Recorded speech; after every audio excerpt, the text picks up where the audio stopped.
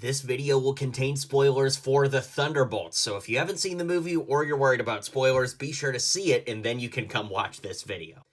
Guys, Thunderbolts blew my mind. Oh my gosh, I love this movie so much. I did a full movie review on the channel, so if you want my full thoughts, definitely go check that out. But the longer I sit with this movie, the more I'm just like, man, this was a modern Marvel masterpiece.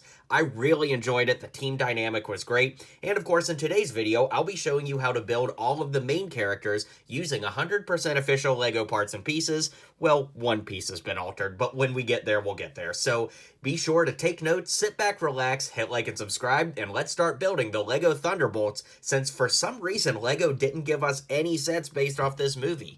It's very confusing to me why they didn't, but all we can do is make the figures ourselves, which is exactly why we've gathered here today. So let's assemble the pieces and get started. So right off the bat, we start with Yelena, who had such a great role in this movie. God, I love this movie. But to build Yelena, it's relatively simple. The torso and the legs come from Paul Atreides from the Dune Ornithopter set. An expensive set nonetheless, but they are literally the perfect parts to add. Of course, I did add black tactical gloves there with those black hands. Then the head comes from Korra from the Tron Legacy set from years back, because I really like the blue eyeshadow that's around the eyes. It's almost perfect for what Yelena has in the movie, and her hair is pretty unique in this movie. I wasn't 100% sure what to do, but I do think that the hair from Lloyd from the Lego Ninjago movie does a really nice job. Okay, so up next we have Val and Mel, who I both think turned out pretty good in Lego form. For Valentina, I went ahead and used the hair from Narcissa Malfoy from the Harry Potter sets, about 100 years ago. Okay, not that long ago, but that white stripe on both sides of the hair is literally perfect. The head comes from Elaine from the Seinfeld set, since both are played by the same actress, Julia Louis-Dreyfus, which was really awesome. Then, of course, the torso and legs I use all the time from the Lego Women of NASA set. For Mel, I used the torso from Pepper Potts from Iron Man. These legs with the skirt piece come from Scarlet Witch from 2015 Age of Ultron. The hands match the head, which come from the Pharrell Williams Over the Moon set. And the hair comes from, oh my gosh, what is her name? From Lego Friends. I'm sure somebody in the comments will let me know. I'm blanking right now. Here we have Congressman Bucky Barnes, and to be honest with you, you could just use like a regular suit if you wanted him, you know, in his courtroom attire, but I went with the party scene to represent that part of the film. And of course, that torso comes from Alfred from the Batcave Shadow Box, although I do believe it's been used elsewhere. And the head comes from Bucky from the Bricktober pack from 2018. I think that most matches Sebastian Stan's likeness out of all the options we could use for this movie. And then, of course, he's got the long hair from, I believe, Sirius Black from Harry Potter. I don't use that hair for this entire showcase, but I do think it looks good for this scene in particular. So I thought I'd take a page from the movie and get Taskmaster out of the way first. Is that too soon? Alright guys, to build Taskmaster, I used the torso from the 2020 Taskmaster from the Lego Black Widow sets, that being the retail set as well as the Comic-Con exclusive set. Speaking of that Comic-Con exclusive set, we did get a Taskmaster shield in that, which is just a regular shield with a 2x2 rounded flat piece and a Taskmaster shield sticker on it, which I know that piece is rare, but it is technically the most accurate way we could build this for this movie, so I do recommend that. She's got a sword in this hand, the legs from ACU Troopers from Jurassic World, and then the head comes from Reaper from Overwatch with a blue hood that's come in Lego Ninjago Dragons Rising sets, as well as the Dungeons & Dragons Giant set, so that hood piece is pretty rare, but I would recommend using that for this figure. Alright, for Ghost, we've got some really interesting part usages here. The hair and the head both come from the Pharrell Williams Over the Moon set, which I think actually works out pretty darn good. Then the torso and legs both come in the Dune Ornithopter set, which literally look perfect for Ghost from this movie. I mean, it's literally unreal. I did add this waist cape piece, which I folded a little differently than intended because she does kind of have like a little skirt thing going on in her costume. That comes from the Lego Ninjago CMF series, if memory serves correctly. Not entirely necessary, but I do think it looks pretty good. Now, the other thing when it comes to Ghost is she does wear her mask, and I don't really know that there's a great option. I do think that the head, or rather the helmet from the Super Adaptoid from way, way back in LEGO Marvel works pretty good, although I will say it's not, like, so good that I'm going full send, so let me know what you guys think. I do like it quite a bit, but I think that for my purposes, I would just leave Ghost unmasked, and I think that that works even better, so... Heck, she's only really wearing her mask when she's phasing, so yeah, I think it works pretty well without the mask. Alright, up next we've got US Agent, who was our first and only figure to actually break the purist method, because I took a Captain America helmet and used a black paint pen to go ahead and make it black. As of this video, sadly, we don't have this piece in black. It would be amazing if we got that someday down the line, but unfortunately, for right now, we have to resort to destroying our pieces with Sharpies and paint pens, as we sometimes do, although I try to avoid it if I ever can. Anyways, if we lift that up, you can see that the head underneath, ironically, is from Bucky from the Civil War airport battle set, and then, of course, if we just put this hair on it, it actually looks a lot like John Walker, so I like that a lot and think it turned out pretty good. Also, ironically, the torso is Bucky's torso flipped around, that I think looks really, really good there. So you'll notice his shield is actually Groot's eye from the buildable Groot set.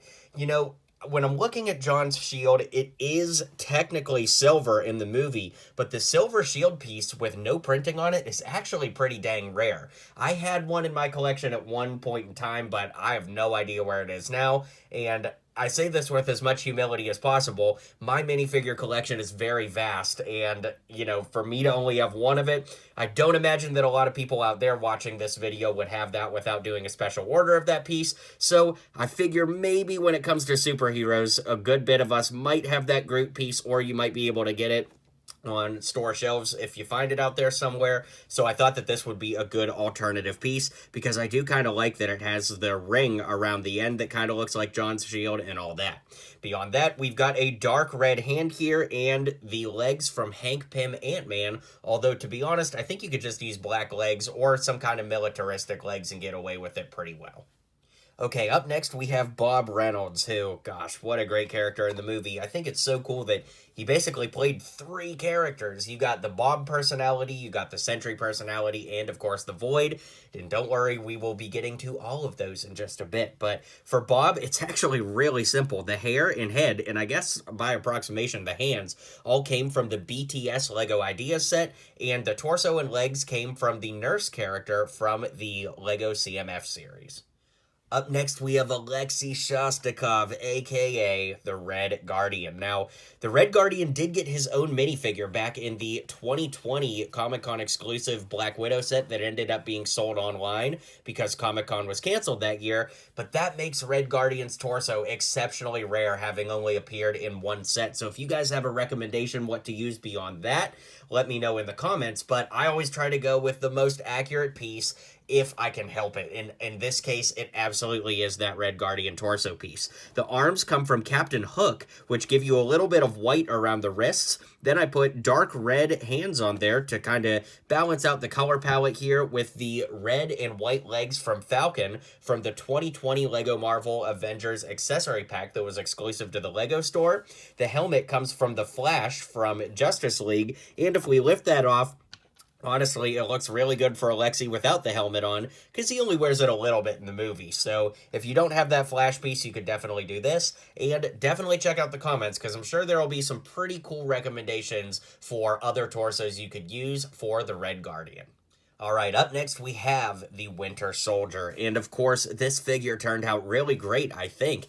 The Winter Soldier arm I got from the CMF series version of Bucky from 2021. Cannot believe how long ago that was, dang. Then he's got a short sleeve on the other side, so that comes from Ethan Hunt from the LEGO Dimensions Mission Impossible set.